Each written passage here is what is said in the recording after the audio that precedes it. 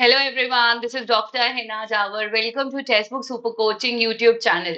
तो स्टूडेंट्स जैसा कि मैंने आपको प्रॉमिस किया है तूफानी प्लान में हम हर चीज कवर करेंगे। आपकी थ्योरी हो गई, एमसीक्यूज हो गए, मॉक्स हो गए, प्रीवियस ईयर्स पेपर्स हो गए।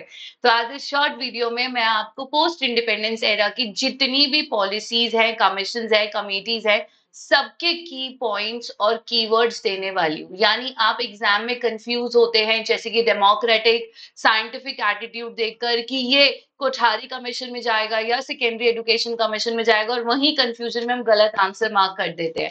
तो इसी रीजन से एक शॉर्ट वीडियो जिसमें हर कमीशन, कमेटी और पॉलिसी का कीवर्ड मिलने वाला है आज आप लोगों को। लेकिन आपने इस वीडियो को देख के पहले तो लाइक शेयर सब्सक्राइब भी करना है और अपने फ्रेंड्स के साथ भी शेयर करना है, एंड में होमवर्क क्वेश्चन का आंसर भी जरूर देना है। तो चलते हैं सबसे पहले एक पूरे रोड मैप की तरफ। तो अगर हम पोस्ट इंडिपेंडेंस की बात करें तो 1948 में आपका यूनिवर्सिटी एजुकेशन कमीशन था, then secondary, then third number पे कोठारी। इस बीच में आपकी 1964 के अंदर जो कोठारी कमीशन आई उसको रिव्यू करके पहली पॉलिसी आई 68 के अंदर। देन उस पॉलिसी के ऊपर नेक्स्ट पॉलिसी आई 86 की पॉलिसी, जहां पर जनार्दन रेड्डी कमेटी ने उसको पहले करा मॉडिफाई, उसके ऊपर स्टडी करा जिसको आप प्रोग्राम ऑफ एक्शन 1992 भी कहते हो, लेकिन उसके अंदर और चेंजेस स्टडी करे थे जो आइडियली चेंजेस दिए गए थे आचार्य रामामूर्ति कमेटी के द्वारा, और इसी रीजन से उनका नाम आचार्य रामामूर्ति कमेटी है, बिकॉज जो मेन रिकमेंडेशंस थे वो वही रखे गए जो आचार्य रामामूर्ति कमेटी ने कहे थे।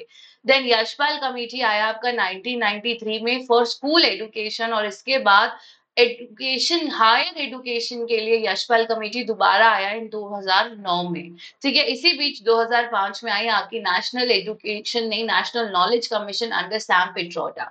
तो चलते हैं, शुरुआत करते हैं आज के सेशन की, जिसमें पहली जो आपकी कमीशन है वो यूनिवर्सिटी एजुकेशन कमीशन है। 1948 में आई थी अंडर डॉक्टर एस राधाकृष्णन जी। अब इसके की पॉइंट्स क्या थे कि यूनिवर्सिटी एजुकेशन पर इन्होंने फोकस किया, जहां पर national values like democracy, conservation and preservation of culture की बात करी गई। ये इंडिपेंडेंट इंडिया की पहली कमीशन थी, और इसी की रिकमेंडेशन थी कि हमें केब लेकर आना चाहिए, central advisory board of education. तो ये क्वेश्चन ऑलरेडी यूजीसी एग्जाम में आ चुका है। Then professor, reader, lecturer, instructor वाला जो बाइफरकेशन है वो भी आपका यूनिवर्सिटी एजुकेशन ने दिया था विद 180 वर्किंग डेज, जो अभी भी फॉलो होता है। तो ये सारी थ्योरी आपके पास बुक में भी अवेलेबल है। अगर अभी तक आपने बुक ऑर्डर नहीं करा, आप @डॉक्टर हिना पर मुझे मैसेज कर सकते हैं। एग्जामिनेशन रिफॉर्म के साथ साथ यूजीसी को लाने का रिकमेंडेशन भी दिया था आपकी यूनिवर्सिटी एजुकेशन कमीशन ने। चलिए, इसके बाद सेकंड नंबर पे आया सेकेंडरी एजुकेशन कमीशन। इस वीडियो में जो कीवर्ड्स मैं आपको दे रही हूँ उसके अलावा आपको एक भी वर्ड एग्जाम के लिए याद नहीं करना है। अगर एग्जाम में क्वेश्चन आएगा तो इन्हीं कीवर्ड्स में से आएगा, जिसको आप मॉडलियार कमीशन भी कहते हैं, बिकॉज ये डॉक्टर लक्ष्मी स्वामी मॉडलियार जी के अंडर थी। 1952 में आया, जहां पर उन्होंने सेकेंडरी एजुकेशन को मॉडिफाई किया। अब डेमोक्रेटिक वैल्यू की बात यूनिवर्सिटी एजुकेशन कमीशन ने करी, लेकिन डेमोक्रेटिक सिटीजनशिप यानी एज अ सिटीजन आपके पास पूरे लोकतांत्रिक अधिकार होने की बात आपकी सेकेंडरी एजुकेशन कमीशन ने की, और वोकेशनल एजुकेशन पर भी सबसे पहली बार इन्होंने ही बात करी थी। चलते हैं तीसरी कमीशन की तरफ, जो आपकी कोठारी कमीशन है, national development education and national development, जिसको आप इंडियन एजुकेशन कमीशन भी कहते हैं। Kothari commission doctor DS Kothari इसके चेयरमैन थे 1964। अब सबसे ज्यादा कॉम्प्रिहेंसिव और सबसे ज्यादा ब्रॉड अगर किसी ने बात करी है तो वो आपकी कोठारी कमीशन है, जहां पर प्रोडक्टिविटी की बात करी गई। अब ये क्वेश्चन एग्जाम में आया था ना कि नेशनल इंटीग्रेशन की बात किसने की थी, ये यूजीसी नेट का एग्जाम का क्वेश्चन है। तभी मैंने आपको कहा इस वीडियो में आपको हर कीवर्ड मिलेगा। मॉडर्नाइजेशन पर पहली बार बात आपकी कोठारी कमीशन ने की, और ये भी यूजीसी में आया है। देन 10+2+3 का यूनिफॉर्म पैटर्न पूरे इंडिया में अप्लाई किया गया नेशनल लेवल पर, Kothari commission. Common school system, neighbourhood school system, school complex, common schools, correspondence course, जिसकी बात कोठारी कमीशन ने की, और 3 लैंग्वेज फॉर्मूला का रिकमेंडेशन भी कोठारी कमीशन ने दिया था। इसी के साथ इंडियन एजुकेशन सर्विसेज, जिसको आप आईएएस सर्विसेज भी कहते हैं, वो भी आपकी कोठारी कमीशन लेकर आई थी। आगे बढ़ते हैं, तो इसके बाद इन्हीं के कहने पे 1968 में पहली नेशनल एजुकेशन पॉलिसी लाई गई थी। ठीक है, फिर 1990 में फिर इसके बाद सेकंड पॉलिसी आई 1986 के अंदर। 86 की पॉलिसी के अंदर पहले जो रिव्यू करा वो करा रामामूर्ति कमेटी ने 1990 में। क्लियर? इसी वजह से प्रोग्राम ऑफ एक्शन को आप अंडर आचार्य रामामूर्ति कमेटी के नाम से भी जानते हैं। 1993 में यशपाल कमेटी आई स्कूल एजुकेशन के लिए, जहां पर उन्होंने कहा स्कूल बैग को रिड्यूस किया जाए, burden load of school bag reduce किया जाए, एकेडमिक बर्डन, प्यूपिल टीचर रेशियोज 1:30 और बच्चों को कोई होमवर्क ना दिया जाए। आगे बढ़ते हैं, नेशनल नॉलेज कमीशन आया 2005 में सैम पिट्रोडा जी के अंडर, जिसका पहला रिपोर्ट 2007 के अंदर सबमिट किया गया था, जहां पर नॉलेज इंस्टीट्यूशन इंफ्रास्ट्रक्चर 21वीं सदी की नॉलेज पर बात करी गई और ज्यादा से ज्यादा यूनिवर्सिटीज 1500 से ऊपर यूनिवर्सिटीज की लाने की बात करी गई, ताकि ज्यादा से ज्यादा बच्चों तक एक्सेस टू एजुकेशन हो पाए, बट जनहित में शिक्षा प्रदान की जाए। तो 21वीं सदी से यही जुड़ा क्वेश्चन यूजीसी नेट के पेपर में आया था, जिसका आंसर नेशनल नॉलेज कमीशन था। चलिए आगे बढ़ते हैं, अब हम पॉलिसीज की बात करेंगे। We'll start with the different policies. तो देखा अभी तक की इंपॉर्टेंट कमीशन हमने ओवर कर ली, अब हम पॉलिसीज की तरफ चलते हैं। तो 68 में जो पहली पॉलिसी आई, ये रिकमेंडेशन था इंडियन एजुकेशन कमीशन, जो आपकी कोठारी कमीशन है 1964 का। इस पॉलिसी को आप रेडिकल रीस्ट्रक्चरिंग पॉलिसी के नाम से भी जानते हो, और ये यूजीसी नेट में आया हुआ प्रीवियस ईयर क्वेश्चन है कि रेडिकल रीस्ट्रक्चरिंग किससे रिलेटेड है। क्यों? क्योंकि एनईपी 68 से रिलेटेड है, बिकॉज कोठारी कमीशन ने जितनी भी बातें रिकमेंडेशंस दी वो सारी अप्लाई हुई थी नेशनल पॉलिसी ऑफ एजुकेशन 68 के अंदर, compulsory and free education till age group of 14 year, जो अभी तक फॉलो हो रहा है। अगली पॉलिसी आई 86 के अंदर, जहां पर आपने 10+2+3 के स्ट्रक्चर को पूरी तरह अप्लाई तो हो चुका था। यहीं पर सबसे पहले रिकमेंडेशन आया डाइट्स का, नवोदय विद्यालय का diets, district education and district institute for education and training, operation black board. Operation black board की बात 1992 के अंदर सबसे ज्यादा फिट बैठता है, लेकिन है तो इसी पॉलिसी से रिलेटेड, क्योंकि प्रोग्राम ऑफ एक्शन 1992 बेस्ड है किस पर? नेशनल पॉलिसी ऑफ एजुकेशन 1986 पर। तो दोनों में से आप कोई भी आंसर दे सकते हो जो ऑप्शन दी गई होगी।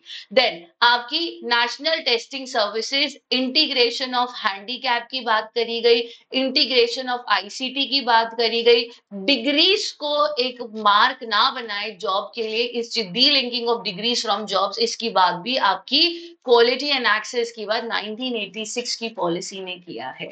और साथ ही इन्होंने कहा कि हर स्टेट में state council for higher education होना चाहिए।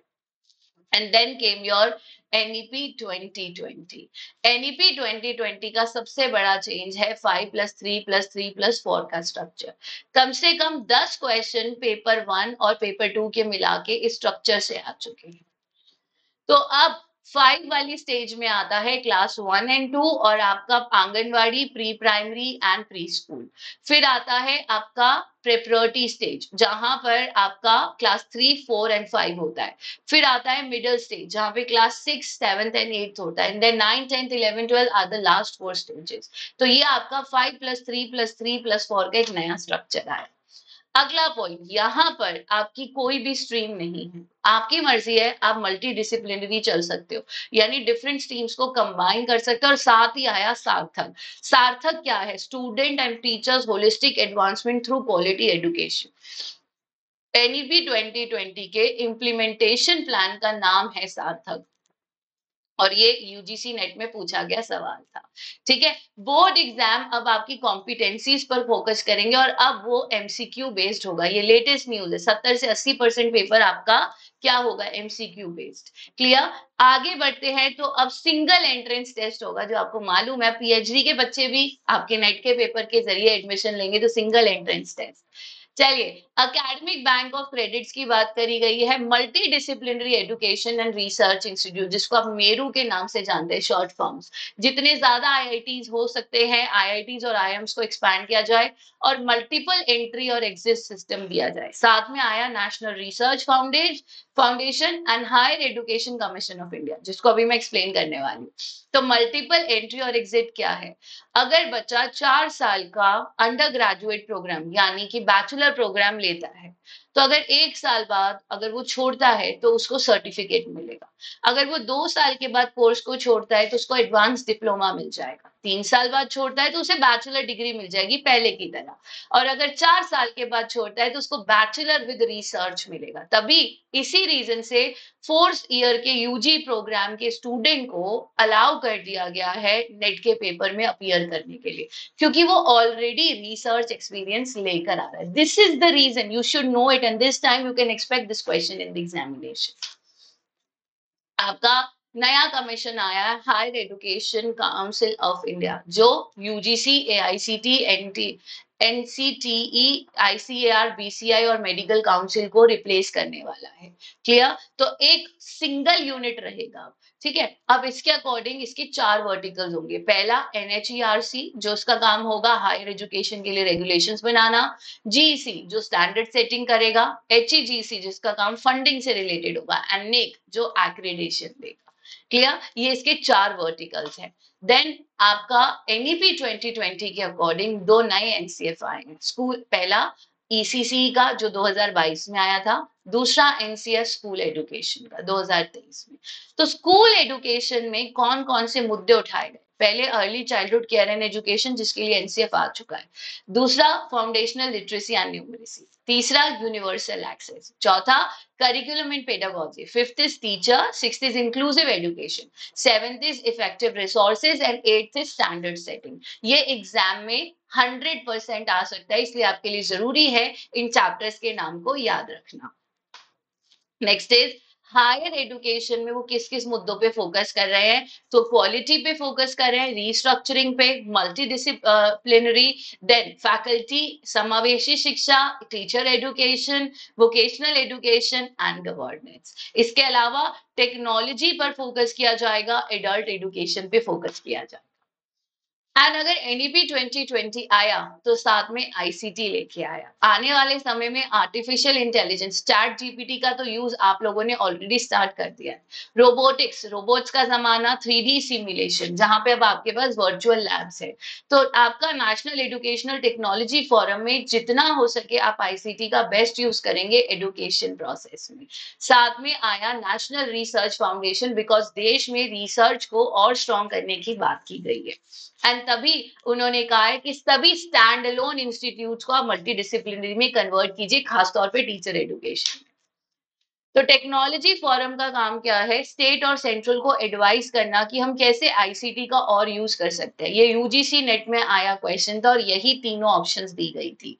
ठीक है, रिसर्च को और एडवांस किया जाए यूजिंग आईसीटी, एंड बच्चों के अंदर टेक्नोलॉजी रिलेटेड एबिलिटीज को इम्प्रूव किया जाए।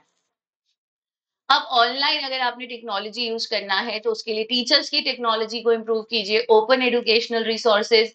डिजिटल डिवाइड मीन समाज के 2 ग्रुप, एक ग्रुप वो जिसको टेक्नोलॉजी यूज करना आता है और एक ग्रुप वो जिसको नहीं आता। तो जिसको नहीं आता आप उसको भी सिखाइए टेक्नोलॉजी को यूज करना, ताकि ये जो डिजिटल डिवाइड है ये खत्म हो जाए। इसी के साथ होता है इस वीडियो का एंड। बट अब आपके लिए एक होमवर्क क्वेश्चन, आपके लिए होमवर्क क्वेश्चन ये है कि एनईपी 2020 के 5 पिलर्स कौन कौन से हैं वो आपको मुझे बताना है। What are the 5 pillars of NEP 2020?